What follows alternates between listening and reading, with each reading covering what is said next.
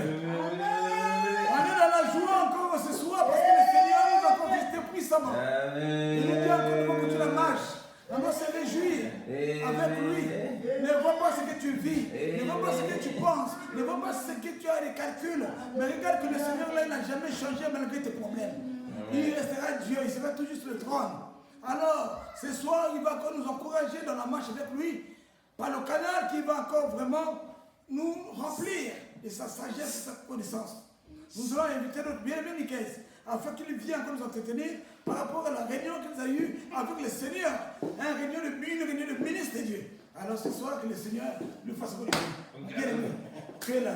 Voyez ce que tu t'as donné encore. Amen. Nous devons garder vous, Seigneur, à vos ordres, Seigneur. Amen. Ok, bonjour, bonsoir, mes bien-aimés. On est dans la joie quand on est dans la maison du Seigneur, comme il a dit. Amen. Bonsoir, bonsoir, bonsoir. Bonsoir l'équipe qui gagne. Bonsoir les élus du Seigneur. Bonsoir les vainqueurs, ceux qui sont plus que vainqueurs. Amen. On va confier encore ce moment au Père. Seigneur Tout-Puissant, éternel des armées, voici nous qui sommes tes enfants, Seigneur. Nous sommes venus encore devant, Seigneur, ta présence. Parle-nous, instruis-nous au nom de Jésus. Amen. Amen. Gloire à Dieu. La foi est là. Alléluia, alléluia. Ah bon, j'espère que chacun ne doit pas faire l'autre là. Fambo. Vous connaissez comme Fambo? Ce qui fait tomber, jeter l'éponge, putain. La marche, là, on ne jette pas l'éponge, mes bien-aimés. On doit attraper, s'accrocher jusqu'au paradis. Amen. Personne ne doit racheter. Personne ne doit racheter son salut. Non, on refuse tout ça. L'affaire est faite pour Satan. Amen. Nous, on refuse ça. Voilà pourquoi on est là encore ce soir. Amen. Que chacun écoute ce que l'Esprit dit aux églises afin de garder et marcher selon ce que le Seigneur nous parle ce soir. Amen. Alors, nous sommes là encore ce soir. Continuer à nous exhorter, nous encourager dans notre marche vers le chemin qui nous amène à l'éternité. Amen. Alors, dans notre thème de ce soir, notre thème de ce soir est dans quel temple bâtis-tu dans ta vie? Amen. Quel temple bâtis-tu dans ta vie? C'est ça? La tombe. Temple. Quel temple bâtis-tu es en train de bâtir dans ta vie? Amen. Parce que le Seigneur nous a parlé, il y aura des temples qui seront renversés. Amen.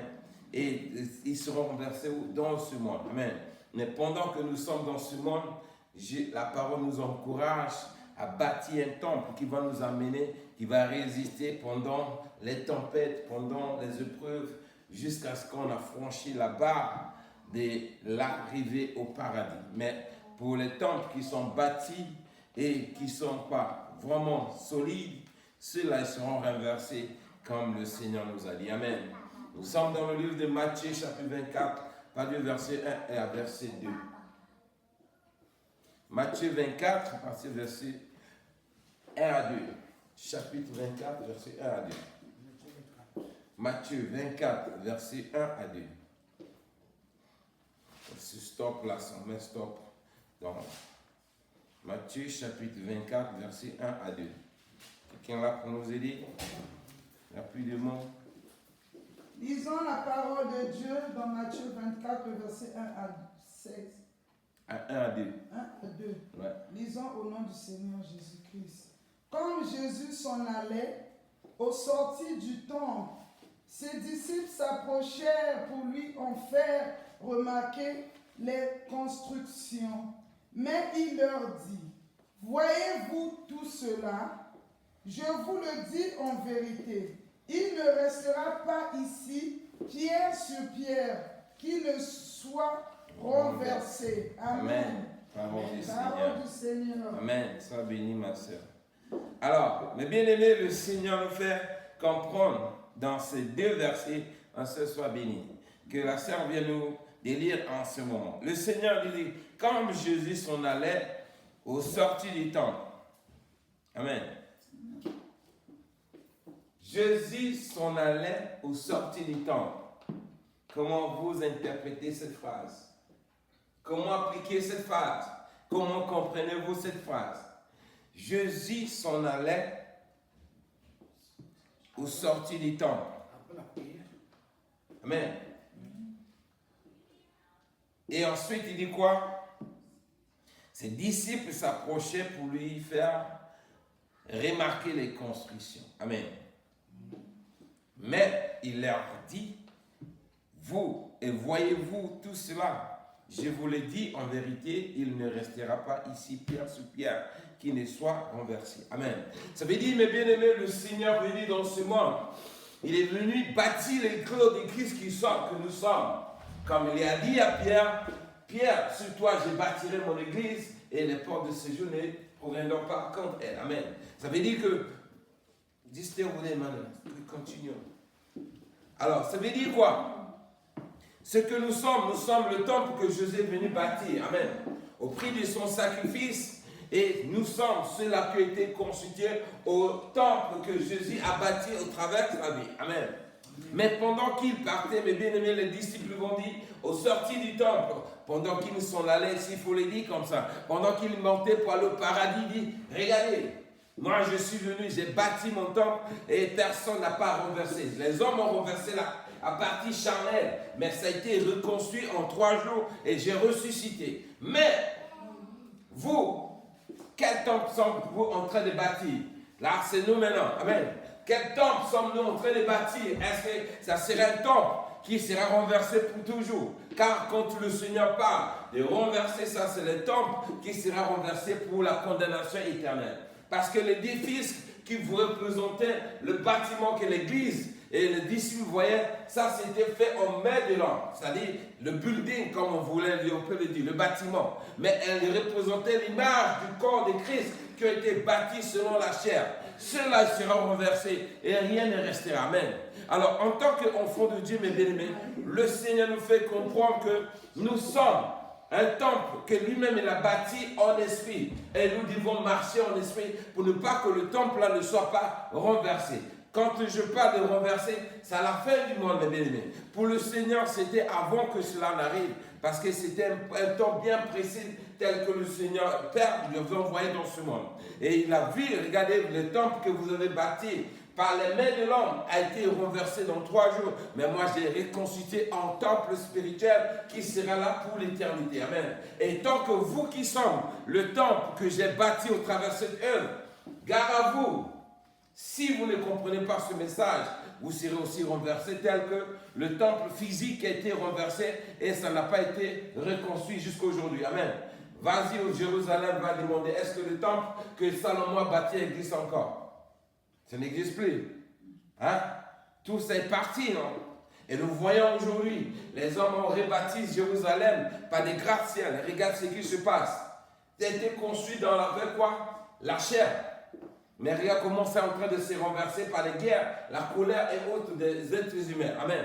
Mais Dieu nous fait comprendre, le temple que nous sommes, mes bien-aimés, elle est spirituelle. Nous devons bâtir, consolider ce temple dans le spirituel. C'est ça qui pourra nous permettre d'hériter l'éternité. Amen.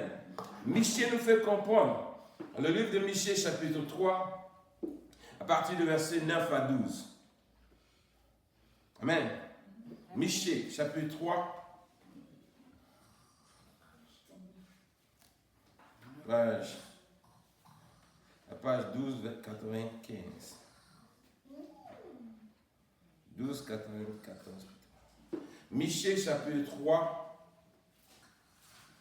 Vous prenez Michée, chapitre 3, verset 9 à 12. Lisons la parole de Dieu dans Michée 3, verset 9 à 12. Lisons au nom du Seigneur. Écoutez donc ceci, chef de la maison de Jacob et prince de la maison d'Israël, vous qui avez en honneur la justice, vous qui avez en horreur la justice et qui pervertissez tout ce qui est droit, vous qui bâtissez Sion avec le sang et Jérusalem avec l'iniquité.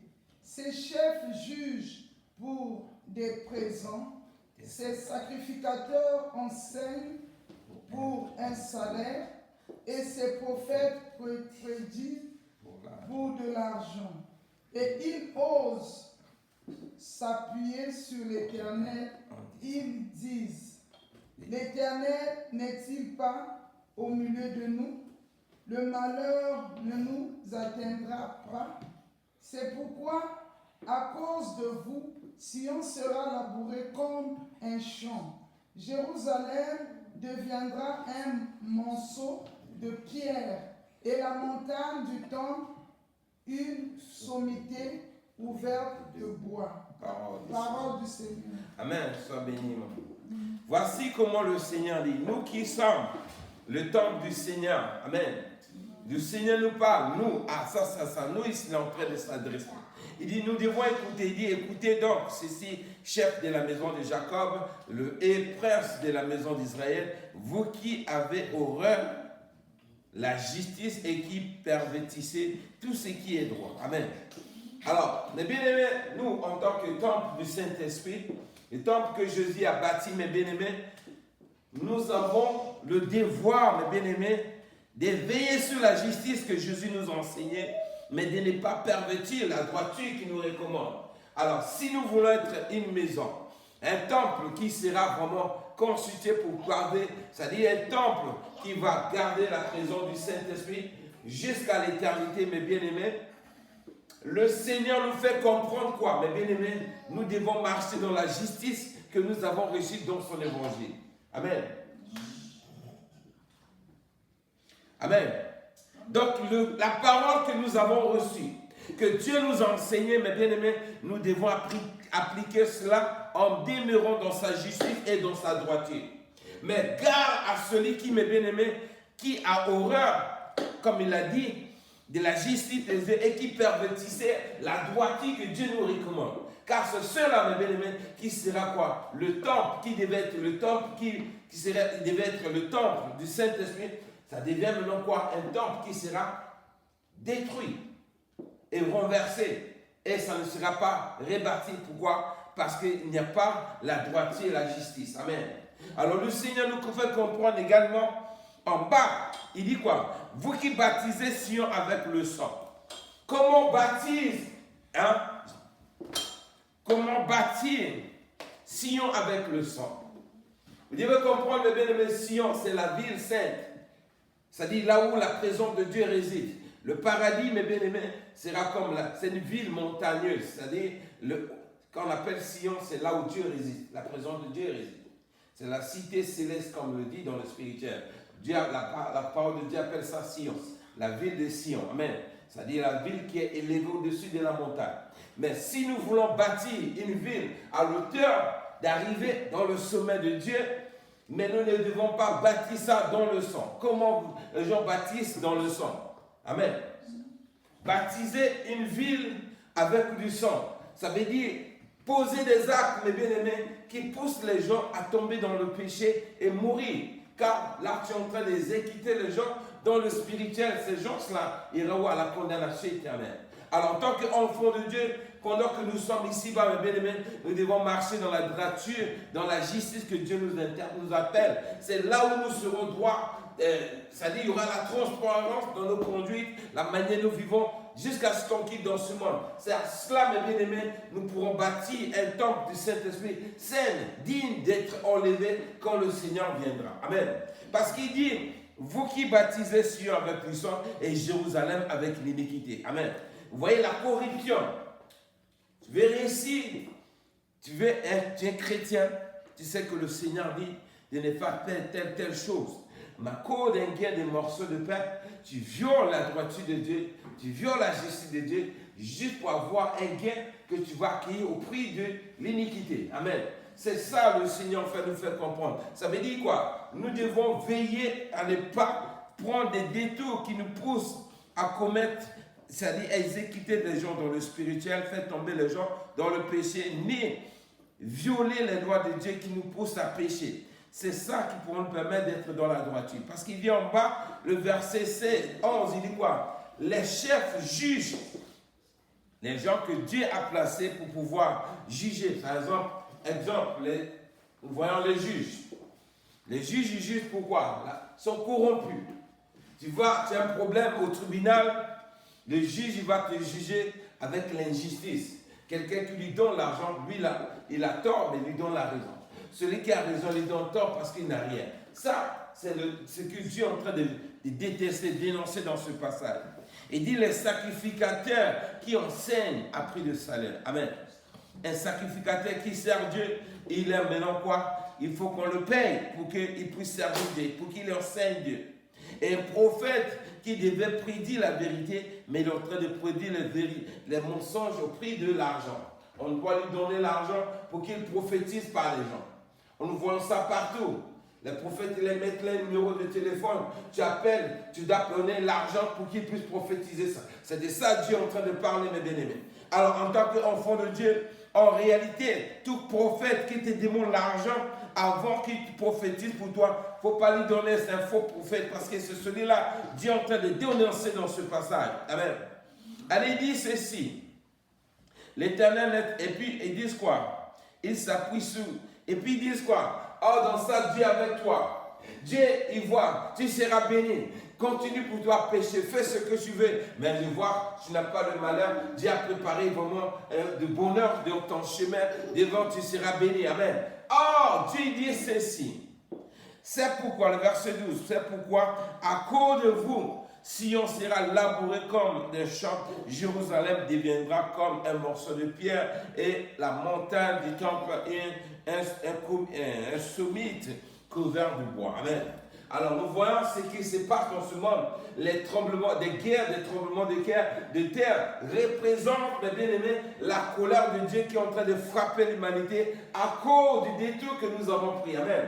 Les prophètes qui devaient prophétiser la vérité pour que les gens renoncent aux pratiques maléfiques ou de suivre la droiture que Dieu nous demande au travers des instruments, des instructions que Dieu nous a données.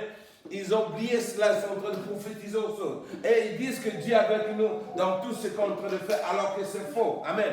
Alors Dieu nous fait comprendre, mes bien-aimés, nous ne devons pas suivre ce genre de prédication, ce genre d'enseignement, car elles sont dangereuses pour le salut de chacun de nous. Amen. Nous sommes ceux-là qui doivent, mes bien-aimés, veiller à ce que le Seigneur lui-même puisse nous conduire selon ta volonté, mais demeurer dans les instructions que nous avons reçues. Dieu nous fera grâce et nous pourrons voir les bienfaits que Dieu nous a préparés, parce que ce que Dieu nous dit, c'est la réalité et personne ne peut révoquer cela. Alors, si tu vis dans cette manière, tu es en train de suivre cette pratique de ces faux prophètes qui te disent Dieu est avec toi, Dieu te bénira, tu auras tel miracle, tu vas voyager, tu seras béni, mes bien-aimés, tu continues dans cette voie, tu seras détruit, comme il dit dans le livre de Luc, chapitre 19, verset 44, il dit quoi? Il te détruira, toi et tes enfants, au milieu de toi, et ils ne laisseront pas en toi pierre sur pierre, parce que tu n'as pas écouté, tu n'as pas connu le temps où tu as été visité. Amen. Nous avons été visités où? C'est lorsque nous recevons la parole de Dieu, où Dieu nous enseigne ses instructions pour ne pas que nous tombions dans ces jeux que le monde est en train d'amener l'homme à s'écarter de Dieu. Amen. Mais si, pendant que tu as reçu l'évangile, tu as reçu l'enseignement que Dieu t'a donné, et voilà, tu te détournes, mes bien-aimés, tu risques d'être celui-là qui pourra recevoir. C'est pour casser où tu seras détruit, toi et tes enfants, et personne ne pourra te délivrer, parce que ainsi parle l'Éternel. Parce que quand Dieu parle, mes bien-aimés, personne ne peut révoquer ce que Dieu a décidé dans sa parole. En tant que chacun de nous qui cherche vraiment la voie de l'éternité, nous n'avons que le devoir et le droit d'écouter ce que le Seigneur nous parle dans sa parole. Amen. Amen. Alors, on va partir dans le livre de Matthieu, chapitre 13, à partir du verset 36 à 43.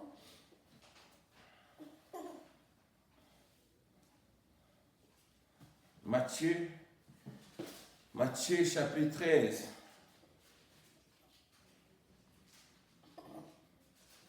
Donc, le premier point, Michel nous fait comprendre que nous ne devons pas suivre les détours de ce que les gens sont en train d'amener les gens dans le kiri de l'ignorance. Parce que Luc nous dit, si nous suivons ces gens-là, on sera détruit nos enfants. Matthieu, le deuxième point dans le livre de Matthieu, maintenant alors on gagne le temps. Matthieu chapitre 23, à partir du verset 13. Matthieu 13, verset 36 à 43. Vous Lisons la parole de Dieu dans Matthieu 13, verset 36. C'est le Seigneur, c'est que le Seigneur nous parle. 36 à 43. Disons au nom du Seigneur. Alors il renvoya la foule et entra dans la maison. Ses disciples s'approchèrent de lui et dirent: Explique-nous la parabole de l'ivraie du champ. Il répondit: Celui qui sème la bonne sémence, c'est le Fils de l'homme. Le champ, c'est le monde. La bonne sémence, ce sont les fils du royaume. L'ivraie, ce sont les fils du malin. L'ennemi qui l'a sémé, c'est le diable. La maison, c'est la fin. La moisson, c'est la fin du monde. Les moissonneurs, ce sont les anges. Or, comme on arrache l'ivraie et qu'on la jette au feu, il en sera de même à la fin du monde. Le Fils de l'homme enverra ses anges qui arracheront de son royaume tous les scandales et ceux qui commettent l'iniquité. Et ils les jetteront dans la fournaise ardente, où il y aura des pleurs et des grincements de dents. Alors les justes resplendiront comme le soleil dans le royaume de leur Père. Que celui qui a des oreilles pour entendre, entende. Amen. Parole du Seigneur. Amen. Alors, mes bien-aimés, regardez la partie là que le Seigneur nous fait comprendre. Nous sommes en train de parler toujours du temple. Quand on bâtit le temple, c'est où ça a toujours été dans le monde. Amen. Mais dans ce monde que nous sommes, mes bien-aimés, comme je l'ai dit au début, on a vu le Seigneur qui sortait du temple, les disciples disent: voici tel temple. Et vraiment, c'est beau. Le Seigneur dit: tout cela que vous voyez, ça sera renversé et rien ne sera resté. Amen. Nous avons Michel qui a présenté les détails, comment les gens sont en train d'amener les gens dans les détours. Ah, ici, Matthieu chapitre 13 nous fait comprendre quoi? Les détours que nous voyons, mes bien-aimés, elles sont orchestrées par qui? Le diable, pour pousser les gens à la distraction, pour qu'ils soient quoi? Un mauvais livreur auprès de l'église. Et ici, le Seigneur nous fait comprendre, ça c'est l'église, ce sont les chrétiens qui sont dans l'église avec les vrais chrétiens mélangés. Tous nous avons reçu le même évangile, la même parole de Dieu. Mais parmi nous, mes bien-aimés, il y a d'autres qui sont les faux livreurs que le diable est venu planter dans l'église pour verrouiller tout le système de Dieu. Amen. Mais nous, en tant qu'enfants de Dieu, notre objectif, c'est d'hériter le royaume des cieux. Voilà pourquoi le Jésus, quand il était avec les disciples s'approchaient encore avec lui, nous fait comprendre: mais Seigneur, parle-nous. Qui sera hérité, qui sera éligible pour hériter le royaume des cieux dans ce monde? Nous voyons quelqu'un qui vient. Tu es venu dans ce monde, tu as sémé ta bonne semence au travers de ta vie que tu as sémé dans ce monde. Tu as laissé la parole, tu nous as donné l'évangile. Mais voici le diable est venu et s'infiltrer en plantant un autre évangile dans ta moisson, bien dans le temple, bien dans la vie chrétienne, dans les églises que nous sommes. Mais comment pourrons-nous faire, Seigneur? C'est là le Seigneur dit quoi? Alors, il est répondu: celui qui sème la bonne nouvelle, la bonne sémence, c'est le Fils de Dieu, comme Jésus est venu dans ce monde. Le champ où il a sémé cette bonne nouvelle, c'est le monde que nous sommes. C'est-à-dire, nous qui sommes encore dans ce monde de nos vivants. Amen. Et la bonne nouvelle, ce sont des fils du royaume.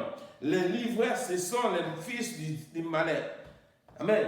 Donc, vous voyez, les chrétiens que vous voyez en train de pratiquer certains actes, que vous voyez, comme je l'ai dit, ils se disent hommes de Dieu. Ils sont en train de prêcher un évangile que Dieu ne les a pas dit de prêcher. C'est là, il représente quoi? Le mauvais livreur que le diable a introduit dans l'église pour amener les gens à l'égarement spirituel. Amen.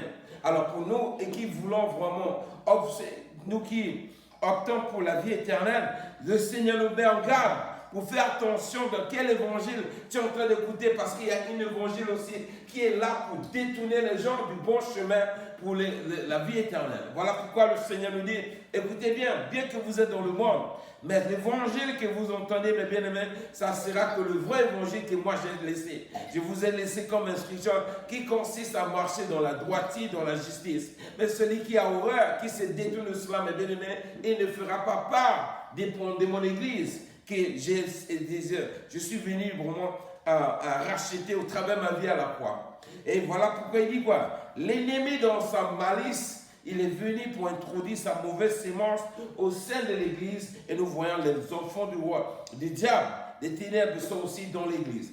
Mais comment pourrons-nous les distinguer, mes bien-aimés? C'est lorsque nous voyons les œuvres. Voilà pourquoi nous voyons certains chrétiens dire, ah, mais les hommes de Dieu font ça. Si les hommes de Dieu peuvent faire ça, c'est que c'est possible. Non, tu ne peux pas suivre, copier l'exemple de tous ceux qui sont en train de pratiquer les œuvres qui sont mortelles. Parce qu'elles vont t'amener à la condamnation éternelle. Amen.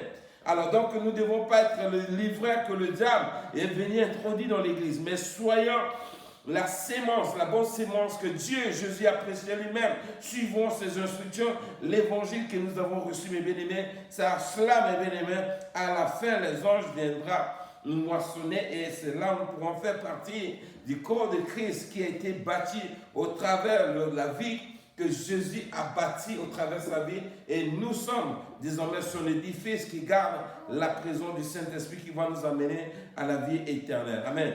Mais si on se détourne de cette voie, mes bien-aimés, il n'y aura pas recours parce que ce que le Seigneur nous fait comprendre ici, ça sera quoi? Regarde ce qu'il dit encore. Amen.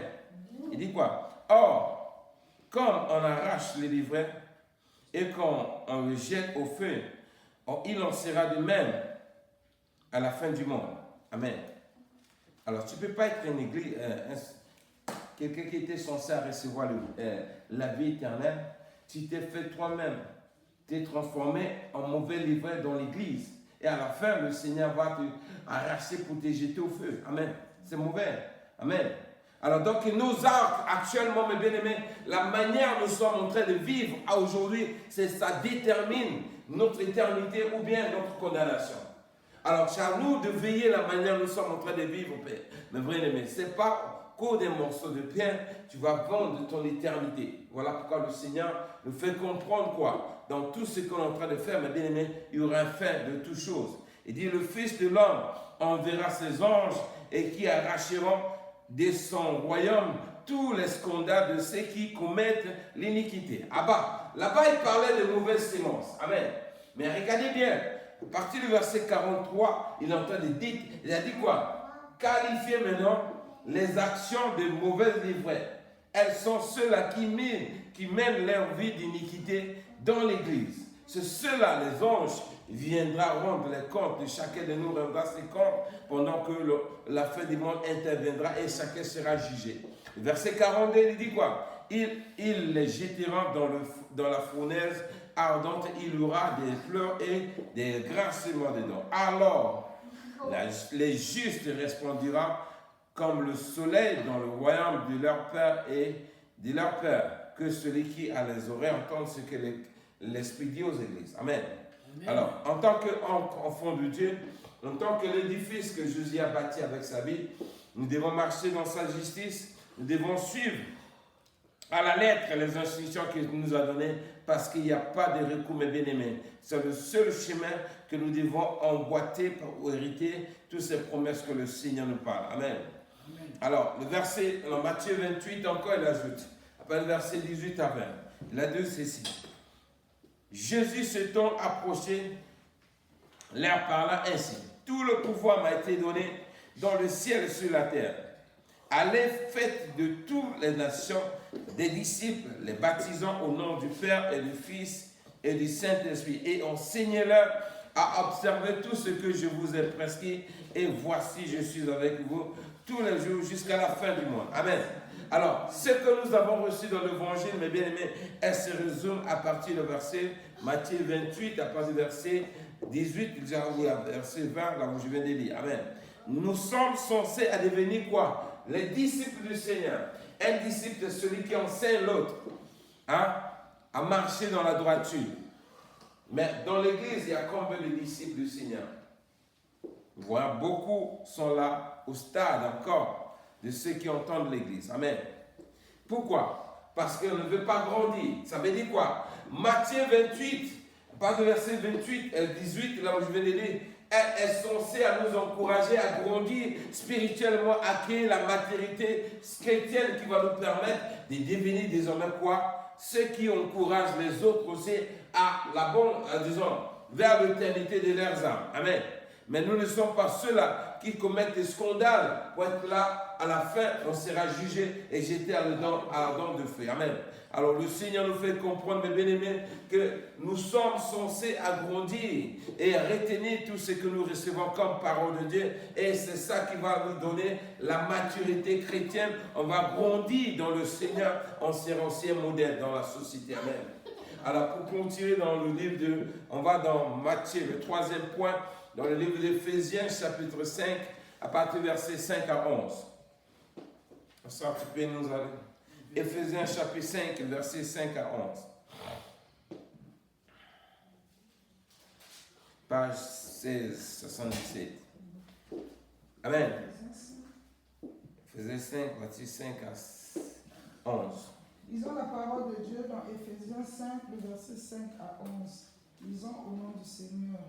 Car, sachez-le bien, aucun impudique ou impur ou cupide, c'est-à-dire idolâtre, n'a héritage dans le royaume de Christ et de Dieu. Que personne ne vous séduise par de vains discours, car c'est à cause de ces choses que la colère de Dieu vient sur le fils de la rébellion. N'ayez donc aucun part avec eux.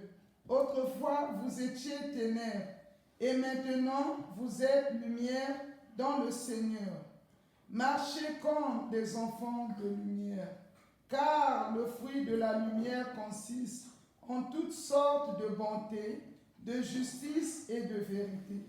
Examinez ce qui est agréable au Seigneur, et ne prenez point part aux œuvres infructueuses des ténèbres, mais plutôt condamnez-les. Car il est honteux de dire... C'est bon. Amen. Amen. Parole du Seigneur. Amen. Alors, pour conclure, mes bien-aimés, ici notre bien-aimé Paul fait un résumé pour nous faire une parenthèse pour nous pour comprendre. Il dit quoi? Nous devons connaître que aucun impudique, aucun impur, aucun cupide, c'est-à-dire l'idolâtre, n'a l'héritage dans le royaume de Christ et de Dieu. Amen. Donc, dans tout ce que nous sommes en train de faire, idolâtre, c'est qui s'accroche vraiment à la vérité. Amen. Ceux qui sont en train de prendre des détours, ceux qui sont en train d'adorer d'autres dieux, ceux qui sont en train de pratiquer autre chose, mes bien-aimés. Le Seigneur nous dit, ce genre d'attitude, de pratique qui consiste à embraser la vie d'idolâtre, cela n'aura pas part au sceau du royaume. Pourquoi? Parce que le Seigneur, il veut que nous l'adorons que lui-même. Amen. Mais il dit personne, il dit c'est nous. Nous avons reçu l'évangile. Mais les hommes de Dieu qui sont là, sont ça nous encadrer, nous amener vers l'éternité. Le Seigneur nous dit que personne, nous dit, il nous met en garde. Il dit dans le verset 6 quoi, que personne ne vous séduit par de vains discours, c'est-à-dire à cause de ces choses, la colère de Dieu, son femme, vient sur les fils de la rébellion. Amen.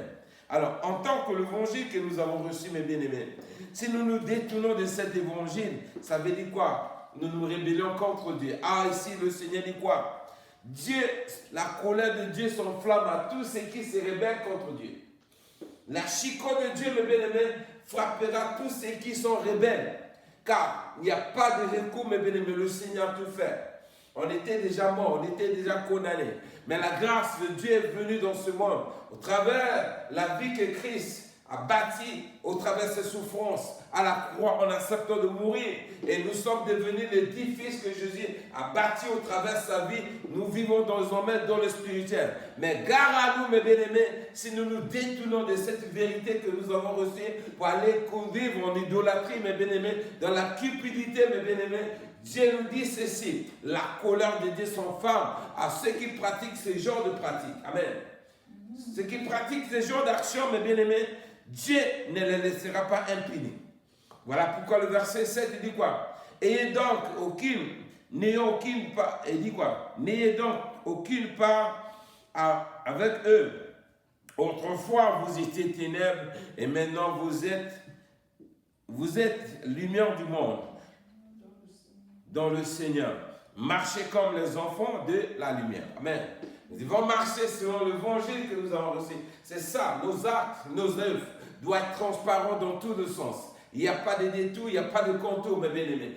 Tout ce que nous posons comme acte dans ce monde, mes bien-aimés, rien ne sera laissé au hasard. Les anges viendront, mes bien-aimés, il vérifiera chacun de nous sa conduite, la manière dont nous avons vécu dans ce monde, et chacun rendra compte par rapport à l'évangile qu'il a reçu, et seulement il sera jugé par rapport à sa conduite dans ce monde. Amen. Mais si nous voulons être vraiment les fils de royaume, comme le Seigneur nous dit, demeurons dans la lumière que nous avons reçue, marchons dans cette lumière. Autrefois, on était ténèbres, on était ignorants. Voilà pourquoi on était ténèbres. Mais lorsque nous avons été affranchis au travers de la mort et la résurrection de Jésus-Christ, et nous avons reçu l'évangile, demeurons dans la lumière que Jésus nous a accordée au travers de sa vie. Et voilà pourquoi le verset 10 nous dit quoi? Examinez ce qui est agréable au Seigneur. Donc, tous nos œuvres, mes bien-aimés, nous devons vraiment filtrer la manière dont nous vivons. La manière on fait passer les choses au passoire. On filtre ce qui est sale et on extrait ce qui est bon. C'est ça le Seigneur nous dit. Nous devons purifier et filtrer toutes nos actions pour ne pas que tout ce qui est ténèbres s'associe là-dedans. Amen. Et en vivant de cette manière, mes bien-aimés, nous serons agréables au Seigneur parce que nous vivons pour le plaire. Il dit le verset 10, examinez ce qui est agréable au Seigneur et ne prenez point part aux œuvres infructueuses des ténèbres, mais plutôt condamnez-les. Amen. Donc il y a les œuvres, mes bien-aimés, qui ne font pas grandir quelqu'un spirituellement. L'évangile que les hommes et les impies en train de prêcher dans ce monde, en train de sembler les gens dans les ténèbres. Et il ne va jamais te faire grandir. Pourquoi? Parce que tu es en train de suivre. Et notre évangile ce n'est pas ce que le Seigneur a laissé. Et en suivant cet évangile, mes bien-aimés, ça ne va pas te permettre de grandir spirituellement. Voilà pourquoi nous dit quoi? Nous ne devons pas prendre part aux œuvres infructueuses. Toute œuvre qui ne pourra pas te faire grandir spirituellement, Dieu te demande de sortir de là-bas, mes bien-aimés. Nous ne devons pas risquer. Amen. On ne peut pas risquer. Il y a des choses on peut jouer. Mais sur l'éternité de chacun de nous, mes bien-aimés, là-bas, il n'y a pas réco. Que tu sois mon père, que tu sois un président, que tu sois directeur, que tu sois un chef quelque part, que tu sois mon père, ma mère ou qui, mes bien-aimés, personne ne peut venir te pousser à contourner ce que tu as reçu, la vérité que tu as reçue de la part du Seigneur pour lui faire du bien, pour lui faire plaire. Mais au contraire, tout ce qui est infructueux, Dieu nous dit, nous devons condamner cela. Toute œuvre qui n'est pas fructueuse, Dieu nous dit de condamner cela. Si nous voulons vraiment hériter le royaume des cieux, nous voulons demeurer dans la lumière de Dieu, nous devons persévérer dans la voie que le Seigneur nous a demandé, nous devons condamner tout ce qui est pur. Tout ce qui ne glorifie pas Dieu, mes bien-aimés, ne doit pas faire partie de notre conduite. Amen. Mais plutôt condamnons tous ces œuvres parce que c'est à cela nous avons été appelés. Il dit, ne prenez point part aux œuvres infructueuses des ténèbres, mais plutôt condamnez-les. Amen. Donc, la parole nous encourage, mes bien-aimés, à persévérer dans la voie, dans la vérité que nous avons reçue. Et c'est à cela, mes bien-aimés, Jésus pourra vraiment avoir la place capitale dans nos vies. Et à la fin, l'aimant qui est le Saint-Esprit nous tirera si nous vivons de cette manière. Mais si nous prenons la détour, mes bien-aimés, nous détournons dans la justice et la droiture que le Seigneur nous recommande, nous pourrons que se trouver dans quoi? Dans le temple qui sera détruit et qui sera renversé et personne ne pourra rebâtir cela. Son éternité, ça sera où? La condamnation éternelle. Amen. Mais si nous veillons jusqu'à la fin du monde, nous serons la bonne semence et qui représente les vrais fils de Dieu qui hériteront les promesses que le Seigneur nous a parlé. Amen. Alors, vraiment, c'est un peu ce qu'on avait à nous encourager ce soir. Nous savons le monde est en train de sombrer dans les ténèbres, mais le Seigneur nous dit de demeurer dans la lumière que nous avons reçue. Ça, c'est là nous allons être, on sera appelés enfants de Dieu, enfants de la lumière. Amen. car il n'y a pas des évangiles, il n'y a qu'une seule évangile que le Seigneur Jésus nous a laissé. Donc, car accrochons-nous dans cet évangile jusqu'à la fin de nos vies. Nous serons tous dans l'éternité que Jésus nous a accordée. Amen. Amen. Seigneur notre Père, nous bénissons encore ta parole, Seigneur. Tu nous as parlé, Seigneur mon Dieu, du temple qui sera renversé. Et rien ne devrait rester, Seigneur. Mais nous savons, tu as dit, ça a été rebâti par travers ta vie, Seigneur mon Dieu, que tu es venu livrer ta vie à la croix, tu es mort, tu es ressuscité. Le troisième jour, le vrai temple a été rebâti, Seigneur. Et nous sommes ceux-là qui constituent ce temple. Mais parmi ceux-là, Seigneur, il y aura aussi d'autres qui sera, mon Dieu, des faux temples qui sera renversé. Nous prions ce que tu nous encourages, Père éternel, à comprendre, Seigneur, mon Dieu, dans ce monde, nous devons persévérer que dans la justice et la droiture, laquelle tu nous as recommandé au travers de ta parole, afin que nous soyons ceux-là, Père éternel, qui seront bénéficiaires de la grâce que tu nous as accordée au travers de ta mort et ta résurrection. Je prie, Seigneur, mon Dieu, que chacun puisse comprendre la réalité, Seigneur, de cette œuvre que tu as manifestée à la croix, afin que, mon Dieu, nous veillons dans nos conduites et que nous pourrons nous détourner de tout ce qui pourra, mon Dieu, nous ramener au détour pour pouvoir nous détourner du vrai chemin. Alors, Père, donne-nous la force, mon Dieu, de persévérer. Nous savons que ce n'est pas facile, le monde est en train de sombrer dans les ténèbres, mais nous voulons demeurer dans ta lumière. Merci parce que nous avons la foi, Seigneur. Tu ne vas pas nous abandonner, tu vas nous encourager et nous allons persévérer jusqu'à ce qu'on voie, mon Dieu, l'éternité que tu nous as accordée au travers de ta vie. Merci pour cette parole qui nous encourage encore ce soir. Nous bénissons ton nom, nous te rendons gloire. Au nom de Jésus-Christ, mon roi. Amen. Amen, amen, amen, amen, amen, amen. Soyez bénis, soyez bénis.